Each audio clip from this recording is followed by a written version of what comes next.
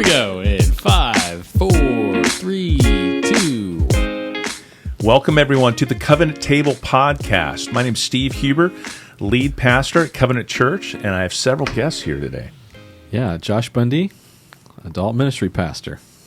Rob Chifokoyo, missions and outreach and church planning resident. Christy Hummel, women's ministry director. Mm-hmm. And Christy Hummel is a new staff member. We're super excited that you're on board and how you're diving in this fall. Thanks. Your office is really nice, and it's inspiring Josh and I to make our offices. We've upped our game. We have. You bought art. I bought art. And you bought art and put it all over there. Christy decorated. Lisa Chifokoyo decorated with some wallpaper. She did. So I bought art. Yeah, Lisa's office is really nice too. It's a happy place. It was the action I needed to take. And here's an action that our listeners can take. Thank you. If you are a listener to the podcast, did you like that on-ramp right there? Nice, smooth. On Spotify, you can ask your questions. Please do ask questions. We would like to have those. We'll try to get to some of those in the future as they come in. And also on Apple Podcasts, give us a 5-star review. That really boosts the awareness that other people will get in their app of the show. Share it with some friends. Let them know that you like the show. Thank you. Thank you so much, Josh.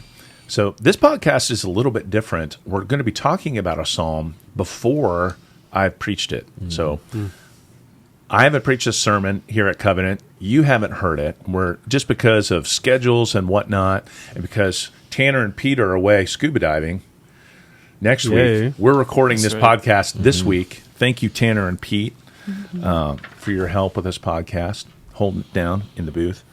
So we're recording this ahead of time, and so I'm just going to give a super short kind of synopsis of Psalm 73, and we'll walk through different sections of the psalm.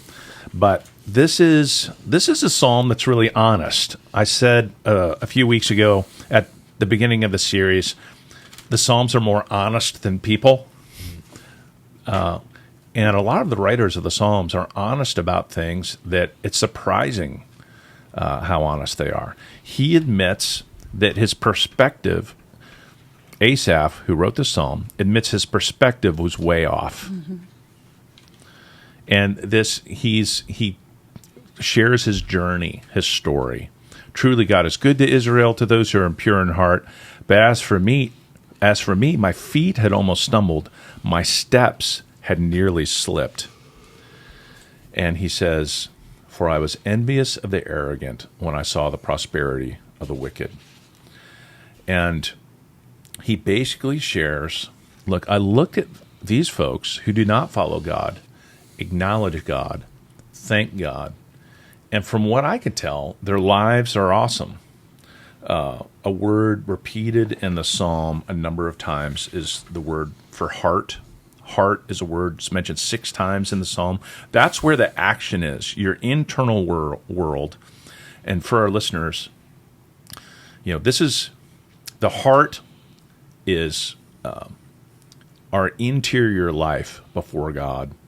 It's our deepest seat of emotion and affection. And, we're called to love the Lord with all of our hearts. And it's also where the action is when we're struggling. And so there's something here there's something in the psalm for folks who wonder, hey, is God here? Maybe you wonder if God exists. Maybe you're wrestling with the problem of evil. Why is the world so broken? Or why is it that people who are doing things that are really bad for themselves and for other people in the world, seemingly on one level so successful? And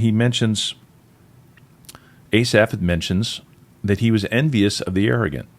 He's like, I see the prosperity of the wicked. He's basically on the wrong Instagram feed. And he basically says, look, it seems like they have wealth, health, and pride. They have wealth. I see their prosperity. Their bodies are healthy. Verse 4, they have no struggles. They have no struggles. Yeah. It seems like it's really working for them. They're free from burdens. And it's eating them up. And they say, hey, how can God know? Is there knowledge? They say, hey, God can't know. Behold, these are the wicked, always at ease. They increase in riches. It seems like their lives are awesome, and it's getting better. And he basically, it culminates in verse 13. All in vain have I kept my heart clean and washed my hands in innocence. For all the day long I've been stricken, rebuked every morning.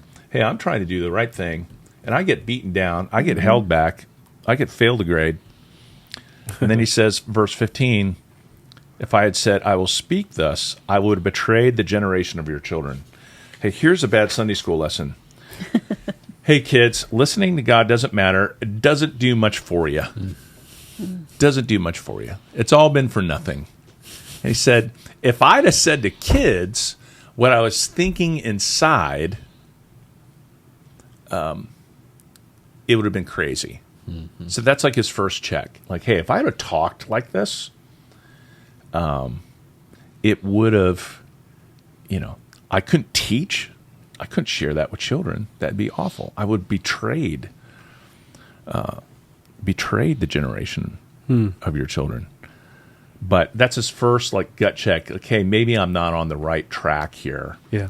But it's interesting to me that ultimately this is not about the wicked, but it's about the Lord. Mm. There's different wrestlings we have and doubts that are ultimately about God's character. Yeah. Yeah. Yeah. I see it in a point of focus. So you have him describing, and he's caught up in his earthly focus on, look at the wicked are doing so well, and they look great, and they've got all of these things, and they're healthy and strong, and so he's so focused earthly that when you come to verse 17, that verse or that little word that says until I entered the sanctuary of God, and then I understood their final destiny. Yeah. And so now all of a sudden his focus is shifted to see how God sees. Yeah. And so you see this parallel almost going back and forth on two sides of the coin. Verse 2, it says he was saying my feet were slipping. And then you see the flip side of the coin in verse 18 where he says, well, now the arrogant, you've placed them on slippery ground.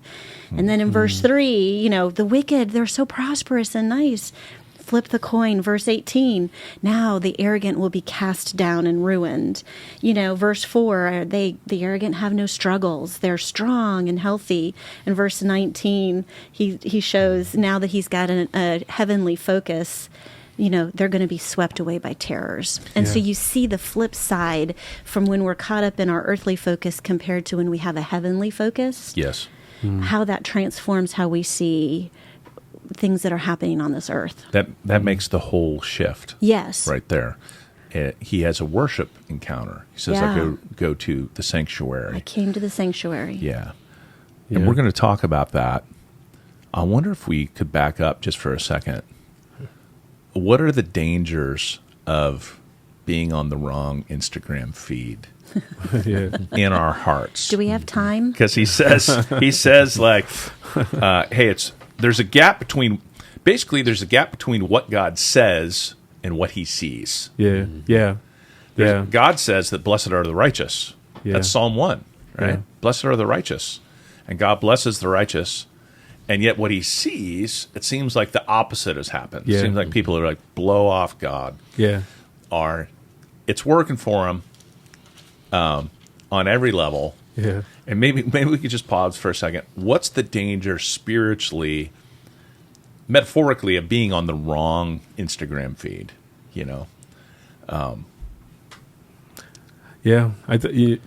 I would say, what are you spending time on? What are you focusing in on? Because that's the danger. You let it capture your heart. It does. It fills your heart. You meditate on that. Even further in this psalm, right? He's talking about, I try to understand why the wicked prosper, but what a difficult task it is. Mm-hmm. You're trying to wrap your head around things that, what you know is true and what you're observing with your eyes.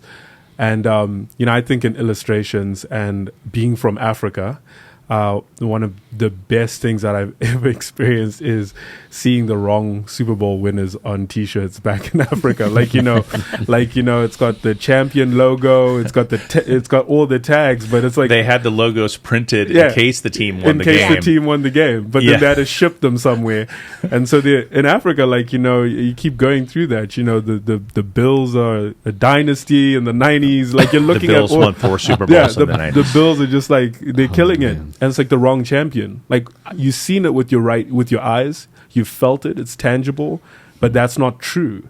And so you can see here maybe what happens is we see all this stuff. It's real, like on Instagram. I mean, we're not even talking about something that we don't experience right now. Like you can see certain people, and you be like, man, they're so far from God. Like they might even be against God. And it looks like everything is good. Like they have long lives. Like they're not, they don't die young. They live to their 90s, and and you're like, how's this person still like just prospering? Why are they getting away with it? Like, Lord, do you see? And then you take a look at your life, and you're like, man, like I belong to the living God. Like He created everything, and yet I don't really feel like it's going well for me. Right. I guess I'm talking metaphorically. Hey, being on the wrong Instagram feed internally, spiritually, looking at the wrong things. But it can be literal too. Sure. Like using social media just categorically makes people less content because everything's curated. It is. Self-curated to, hey, here are all the awesome things, and we edit out the struggles, put a filter on it, and put it out for the world. Marketing. Marketing is marketing ourselves. The subtle art of leading you to believe that you're one purchase away from awesome. Yeah. Hey, it's my birthday month. Don't say. Stop that, man. Don't go there. Believe that. I go there. You were talking about that with new moms. Yeah. Like that sense of like. Yeah, I used to help, these new moms that just had a baby, and I would show up for my shift and they would be crying, and I would say, what's the matter? What's going on? And they would say, I just saw on Facebook my friend's 4-month-old is sleeping through the night, and my 6-month-old can't even sleep for more than 3 hours. And I'm like, stop looking at Facebook. Like, maybe that happened, and maybe that was just a fluke one night, and she put it out there, and that's not, consistent, or, maybe that is consistent and that's happening, but every baby is different. But Facebook was a horrible thing to combat in my line of being a postpartum doula, is because mothers were comparing themselves to their other friends on Facebook in the same scenario and feeling like failures. And then it just kind of compounded their struggle. Yeah. Eesh. So the wrong comparisons are spiritually dangerous. Yeah. Is there anything else about envy that we need to note here at this point in the psalm? I mean, I'll drop a couple of things in. Envy has to do with beliefs.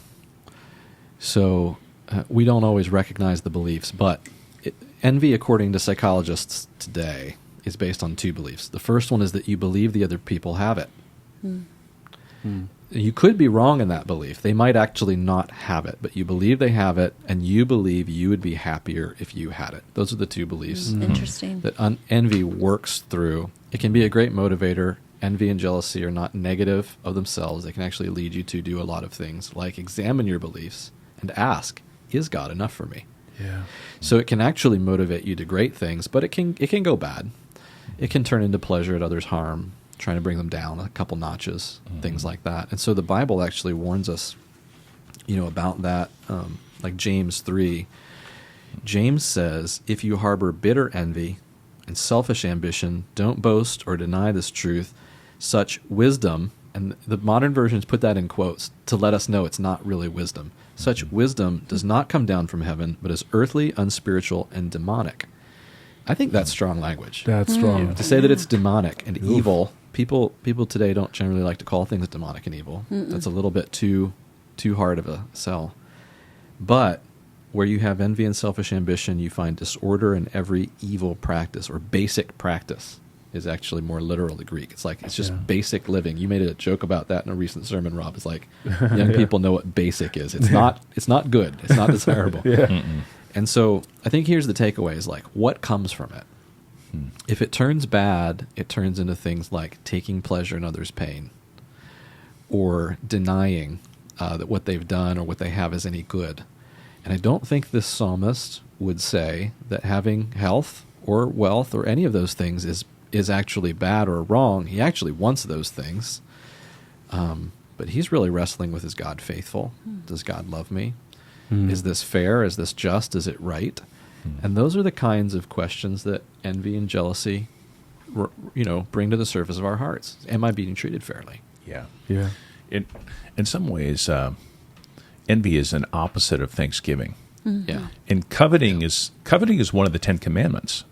Not coveting. Yeah. It's like, do not covet. Yeah. Thank you for that clarification. Do not covet. That's a basic thing. Instead, be thankful. I think we can be robbed of contentment, which then inevitably leads to peace and rest. Yeah. Hey, this psalm is about envy of enemies and people that you really don't admire. Also, this happens between friends all the time. It happens between friends. And here's a great quote from Seth Meyers, not Saturday Night Live Seth Meyers, but a psychologist named Seth Meyers. I was like, what? Okay. I was like, yes. Seth Meyers, psychologist, says, "We love our friends, of course, but we love meeting our own needs more." Okay, this actually is a very spiritual thought, very spiritual insight. Is we love God, of course. We trust God, of course. But we trust seeing our own needs met more. We feel it when our needs feel met, when we believe our needs are being met. So there's a lot that has to do with very deep beliefs here, way under the surface beliefs, like Jesus believing that he was okay not having a home of his own to live in and sleeping out of doors and so on. Those are deep beliefs. And probably most of us, myself included, haven't really grown that our beliefs are that secure that deeply yet. Yeah. Oh, that's good. Well, he admits how deeply his perspective was off. When my soul was embittered, when I was pricked in heart, I was brutish and arrogant, ignorant. I was like a beast toward you. It's like I was thinking brutish thoughts, ignorant. I was like an animal towards God. And he admits being embittered, pricked in heart. So he admits, like, hey, his perspective is way off. And there's probably a lot more we could say about, like, the danger of envy in general, the danger of envying the wrong people in particular, who are getting ahead by stepping on the backs of others. And then he has this, the end of the psalm is beautiful. He doesn't figure it out. Verse 16, when I thought how to understand this, it seemed to me a wearisome task. I don't know what your translation said for verse 16, but it was different. Oh, yeah. It says, so I tried to understand why the wicked prosper, but what a difficult task it is. Right. He doesn't figure it out. He wasn't like, hey, I actually mapped this out, and now I have a different perspective. He's like, I tried to figure it out, and I kind of gave up. Yeah. I couldn't do it. Until, which is your My point. favorite word. Until I went to the sanctuary of God, and then I discerned their end. Truly, you set them in slippery places. You make them fall to ruin. The basic teaching, there is a God who is for good and against evil, and there will be an accounting, a judgment, because because of how he's made the world. And finally, at the end, every sin, and this is important biblical teaching, every sin will be either forgiven or fairly judged. Every single one. Yeah. So it's like no one gets away with anything. And he says, hey, actually, it's not going to go well. Truly, you set them in slippery places.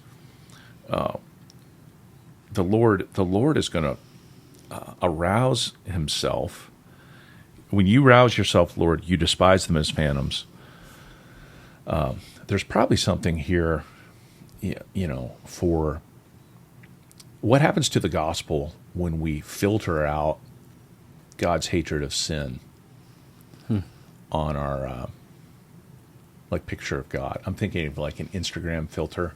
I keep on talking about Instagram today, but we filter out the aspects of God. It's possible for someone to filter out the aspects of God. We filter out the things that we don't like as much. It's almost like the God buffet. Yeah. I would like a little bit of this. I'm not going to eat the peas and carrots. Yeah. I've never been a fan of the veggies. And an important aspect of God's holy character is that because of God's love for the world and his own glory, God is really against sin, and he's going to deal with it. And he's like, the psalmist snapped awake to that reality again by accounting his goodness and his grace and worship. Yeah. But I wonder, like, what do we do to the gospel when we filter out certain aspects of God's character, maybe his judgment? Are there other possible dangerous filters that we, filter out part of the gospel? Yeah. Well, I mean, if we think about, so the gospel is pretty much all about Jesus and what he's done and how he earned the right to be our ruler and the king of the whole universe. So if we think about a Jesus who can't say no to anything, that's what a filter of God not being against sin looks like, is a Jesus who can't say no to anything.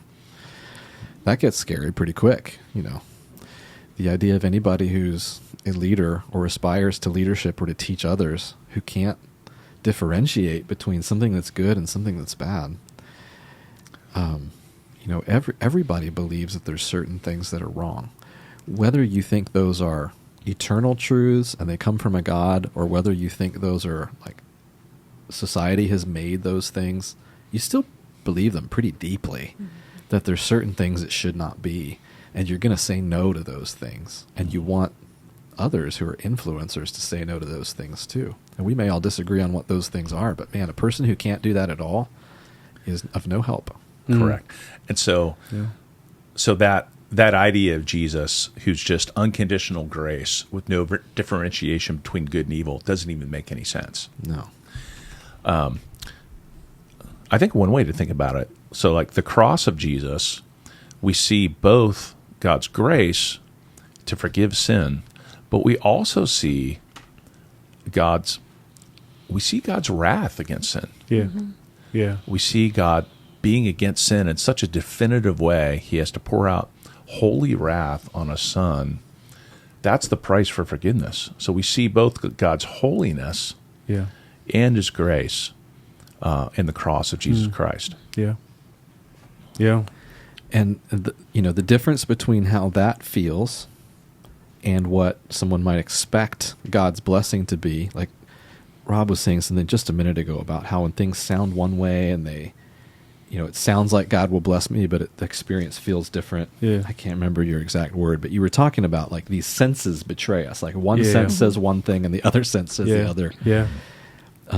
That's what John, the author of Revelation, uses in his pictures to his power to describe just the craziness of the cross of Jesus. And so in back-to-back sentences, he can say, "See, the Lion of the tribe of Judah, the root of David, has triumphed. He's able to open the scroll and its 7 seals." And you don't even have to know all the pictures of Revelation to get, this is a winner. This guy's winning. Okay. And the next verse is, "Then I saw a lamb looking as if it had been slain, standing at the center of the throne." So what he hears and what he sees are different. They're not, it's not that one makes the other untrue. They're speaking to some different senses of what is real. And if the very heart of the gospel, the story about Jesus, is that what looks like defeat and loss can actually be the greatest victory, then this guy writing Psalm 73 some couple thousand of years before that is probably closer to what's the most real than he ever realized. Yeah. Yeah. Yeah. Maybe we could talk about, there's a couple things going on there. It looks like God is maybe being defeated or openly mocked.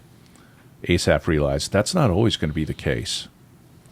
And like you said, Josh, it looked like Jesus was defeated, just going to be shamed forever. God does the reversal of the cross, is the empty tomb and Jesus' victory over death. There's a deep experience of grace here in Psalm 73. Look at verse 23.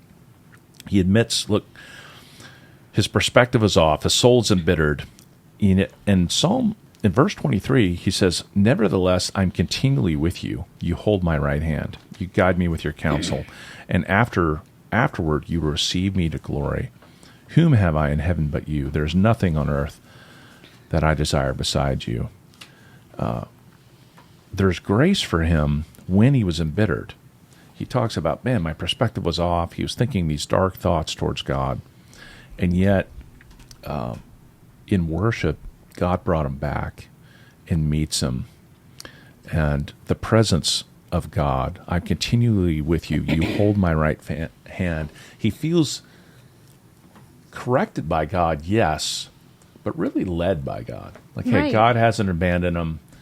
He emptied these dark thoughts out in prayer and actually encounters God in such a way that he experiences grace. I don't know, that's been really profound for me. That's my favorite verse of the psalm. And it's a verse there was one particular summer when I really meditated on it because I was going through all these spiritual struggles myself and wrestling with suffering that was going on in my life. Yeah. And that perspective, even if you're saying those things to God in prayer, articulating those things, here's what's in my heart, and I know my perspective isn't right. I admit these struggles. Please help me. And then the promise of verse 23, nevertheless, I'm continually with you. You hold my right hand. And it's a gentleness, Yeah. Yeah. I often think about this, when I was just reading this verse 26, I remember like listening to, I was really impacted by just even like the message that if you come to Jesus, everything's going to be awesome and your life here, growing up in, sub-Saharan Africa, you get a little bit of that messaging, the bigger churches where people are flocking to Jesus. It seems to be, hey, come to Jesus, you're going to be wealthy, man, you're going to be healthy, and you're going to have everything that you've ever wanted. I remember, the joys of the internet bumping into a video of John Piper saying, God is most glorified in us in the midst of loss, not prosperity. And he was saying some pretty difficult things, but he was like, hey, my health may fail,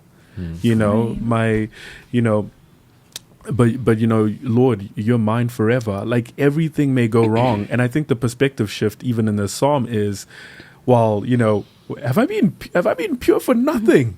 Like, have I even been a young adults pastor for a while, like just seeing people saying, man, Rob, I kept it real.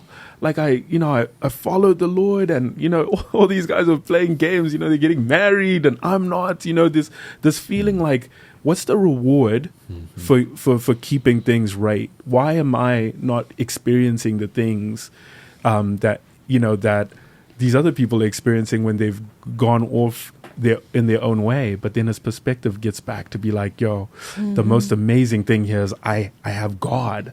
Like the most amazing, what do I get? Everything may go wrong, but I will have the Lord forever. And that settling in our hearts that, when things go wrong and we shift our gaze from, everything going on around us, and we go back and we worship, and then there's this, then God just resets our hearts to look at him and see, hey, you have me. Yeah. And that's amazing.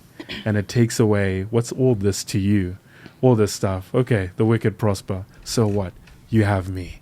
Well, it's earthly possessions. We're looking and we're getting envious over the earthly things.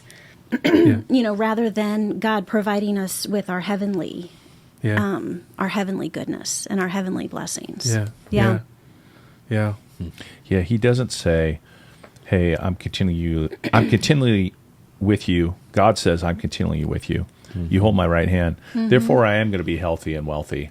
Yeah. He says, "Even if my body fails, Yeah. I'm with you forever." Yeah.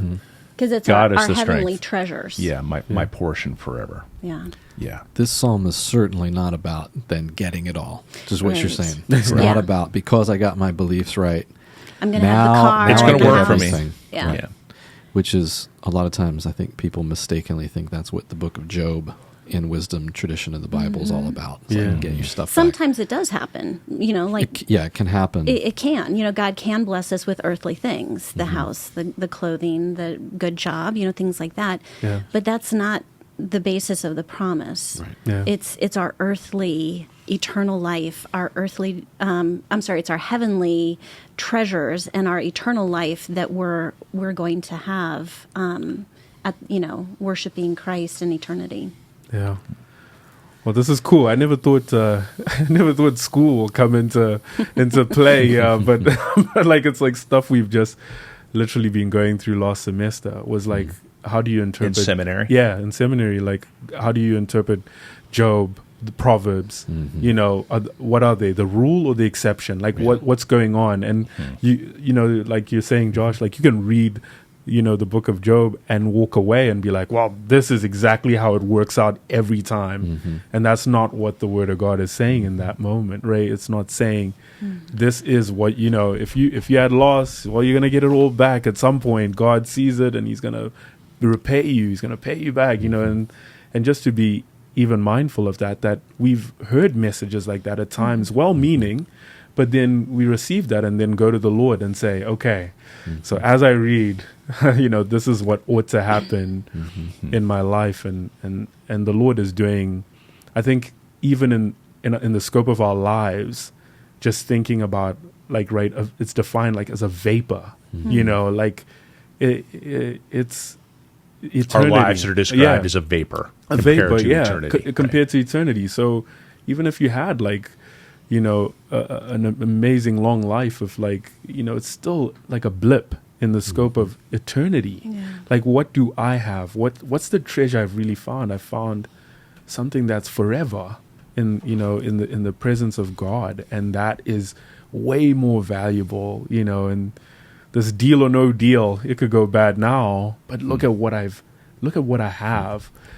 Yeah. That was a Tim Keller line in a sermon a long time ago where he said, in light of eternity, like a life filled with suffering on earth is like a night in a bad hotel.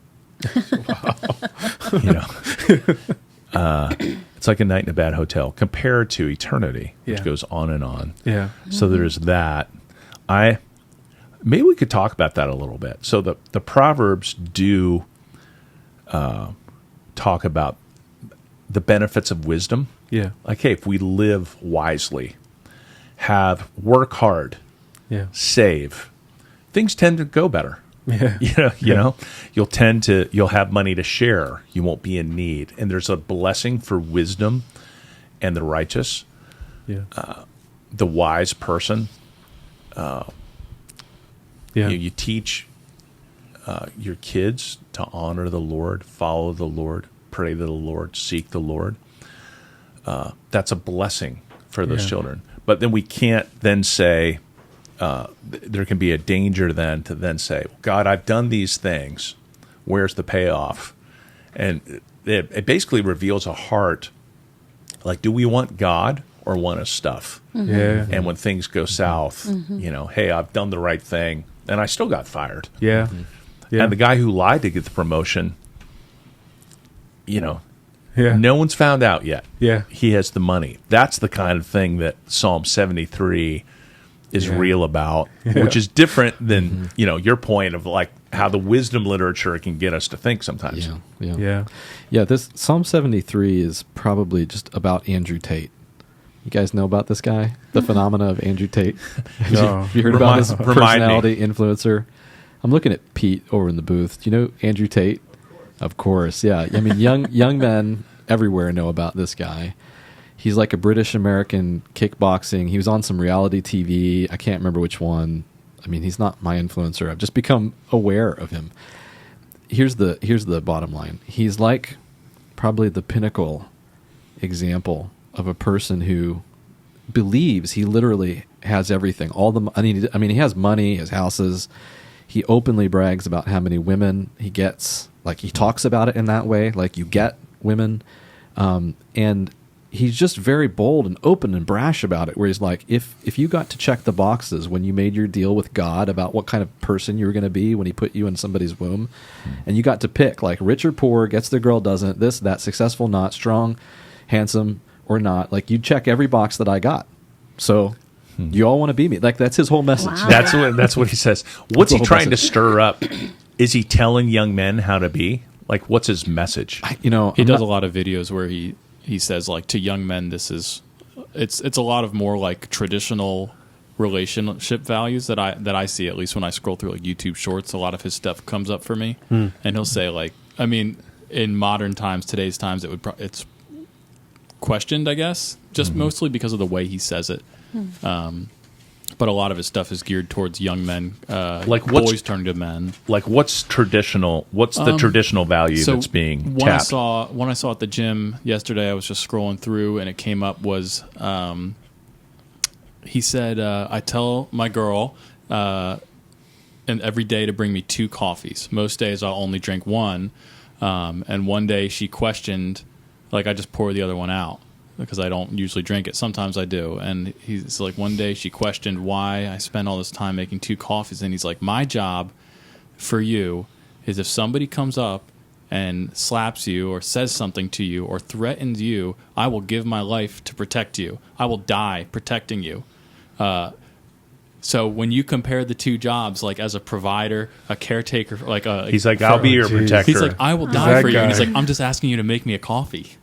Like, that's his point was like the woman, like a wife's provision to a husband is different than the husband's duty to protect a family, I guess. But I could see both sides. Like, I get what he's saying, but I also see, like, the way that comes across and the way he says it, like Josh is saying. He says it's arrogant and demanding. He says it very arrogantly. And chauvinistic. He doesn't hold his words or anything like that. So depending on how, like, you receive it, like, some people get really mad, other people be like, oh, that makes sense. But someone could see Andrew Tate. I mean, that's the pride of Psalm 73, the arrogance. Yeah. And here's the thing. There's tons of young men who just want that. They want all of that. Why can't I have that? Why can't I have that life? So, what do we do about it? Remember that ultimately, truly, you set them in slippery places. Yeah. Like, it is true, most of the time, sin eventually blows up your life in this world. Sure. Yeah. Sin eventually. Do you remember the old Bugs Bunny coyote cartoons where sometimes the coyote would think he's doing awesome and he just doesn't see the TNT coming behind him. Some sins trail behind us, but they always trail, and they always eventually catch up. Hey, if you're a workaholic, you make an idol out of work. Relationships are going to suffer. Health is going to suffer. There'll be some short-term gains, and sometimes gains for decades, but there'll be deficiencies of soul and of balance that eventually catch up. That's just like one example. And so there's that's just a general biblical teaching. Hey, it always eventually catches up. And it's actually, we should see it as a mercy if it is. Yeah. Yeah, and there's a Bible book about that also. Ecclesiastes is about a person who is either Solomon the king or it's a personified story about Solomon the king, like what it would have been like to be him. And it's kind of like the Andrew Tate story, except for fast forward 40 years to a time when somebody's gone through real brokenness and has come out on the other side, having been forced to become more simple in their outlooks and their beliefs, and to distill things into its basic component parts. And this person in Ecclesiastes writes, I tried, and I mean literally lists, I built everything, I made all the money. did I had all the everything. girls. I read all the books. Like, I did everything you can do. And in the end, none of it filled that thing. None of it solved that Right. problem. Yeah. So, there's a reflection question from a contemporary Christian woman who's into discipleship and writes great resources. Her name is Adele Calhoun. And I wanted to read one of the reflection questions. She asks, in what ways are you susceptible to the entitlement mentality of our age? And it's a great question for beginning Yeah. to pull apart some of the fibers of how we experience this. Because Yeah. we do see people that it looks like they have everything. Most of us won't live a life like Solomon, where we actually do get to try it all and survive it long enough to have some To reflect. distillation on the other side. Yeah. It'll kill us, most of us, before we get there. And so she would like to deliver us from that. And she asked this really great, like, scripturally breathing kind of question. In what ways are you susceptible to the entitlement mentality of our age? And the spiritual discipline that can help some with this is simplicity. And Yeah. there's specific exercises that you can, do to begin thinking about how are my expectations and beliefs set up Yeah. to give me the same kind of grief that Asaph had in Psalm 73, this guy thousands of years ago had. And would it be possible for God not only to hold my hand, like verse 22, and guide me with his counsel, verse 24, but even to do that before I've suffered so much? Yeah. Could he actually prevent some of this envy and suffering? And it's probably possible Yeah. So, with Jesus. so yeah, go through what are the practices? Go through some Okay, practices. let me just list a couple off real quick. Okay, that would help bullet us points. so you don't get as dark as Asaph in Yeah. 73. This is bullet points, so just understand these could all be unpacked a lot. Downsizing possessions, assessing the things and activities of life that keep life complicated and confusing. So simplifying a schedule, cutting back on shopping and discretionary spending, which Good. She just says, "Hey, just don't shop as much." she's like, stop have as giving much into the stuff. marketing. Yeah, yeah. Don't have as much stuff. Don't buy as much stuff. She recommends this: eating simple foods. Have a few meals, a week or a meal a day, where you literally don't go buy the big luxurious meal. You just eat a very simple meal and search your heart and see if you can still be thankful that you ate. Yeah, simple pleasures, removing distractions and preoccupations with things. And she believes, and I agree with her, that this will grow your ability, which is a Holy Spirit fruit, to be able to let go of some things, to stake your identity in God's love instead of accumulations, possessions, or experiences. Mm. Good. Yeah. That's Really good. great. Yeah. Yeah. I think we're in a season too of, and I hate saying this, the word season, but just a period of time where there is like the heart is full. Like it's almost like we know we've been oversaturated with stuff. And, I think maybe a couple of years ago, the minimalism kind of documentaries were on the rise. Even in, there was that Netflix thing of, folding your clothes. Yeah, exactly. I still fold my clothes like that though. So it helped something. And then there was, a book on the ruthless elimination of hurry, which was really popular.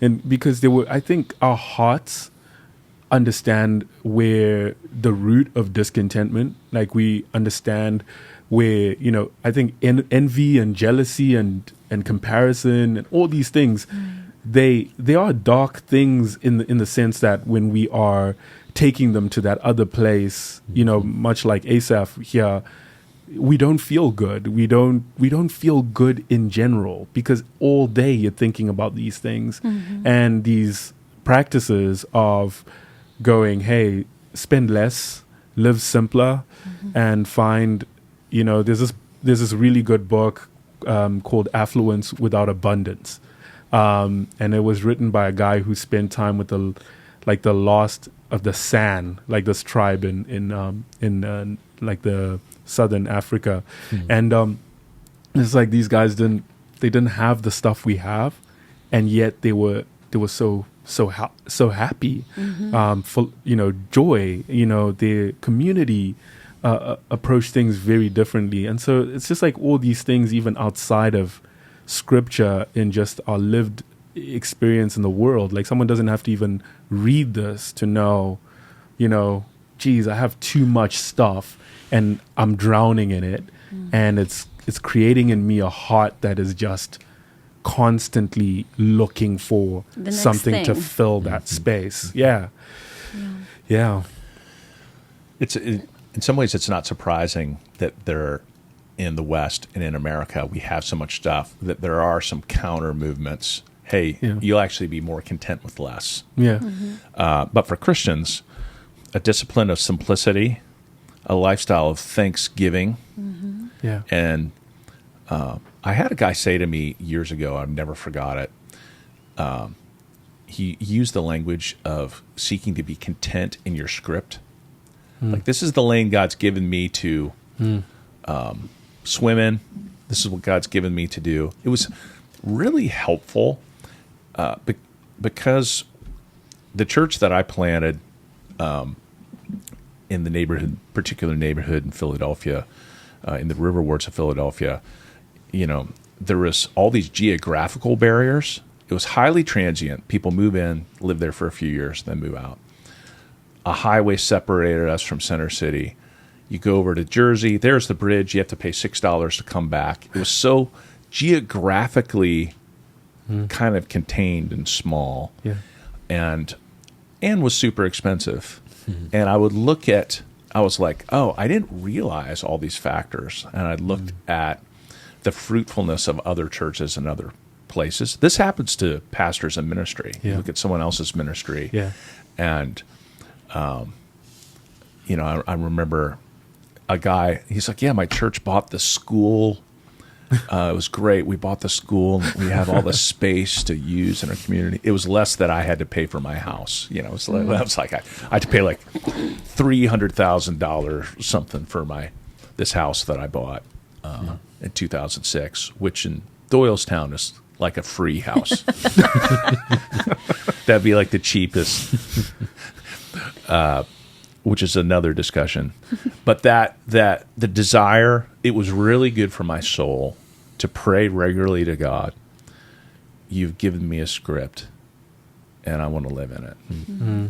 May I be content in what you've given me to do. It's not to buy this massive school that's going to reach, a 10 square miles. It is the focus on this one little neighborhood.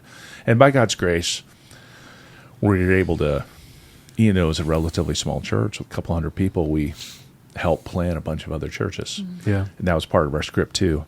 But it was just really good for my soul to say, I will be content in the script you've given me. Like, with my limitations, I have some gifts, not others. And there's only so much you can do. That was really freeing for me. Hey, I'm just going to run in the tracks you've given me to run. Yeah. But what a difference it makes when our focus is in the proper place. Yeah. And I think that'd be a good place to end. Christy Hummel's favorite word, until we look at God and surprise, surprise, we have a different perspective. Yeah. Hey, that's all for this week. Thanks everybody for sharing and sharing what you brought. And hey, everybody, until next time, take care.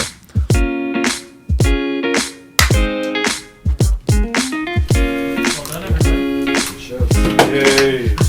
Good job. Thanks for jumping in there, guys. That was a tough one.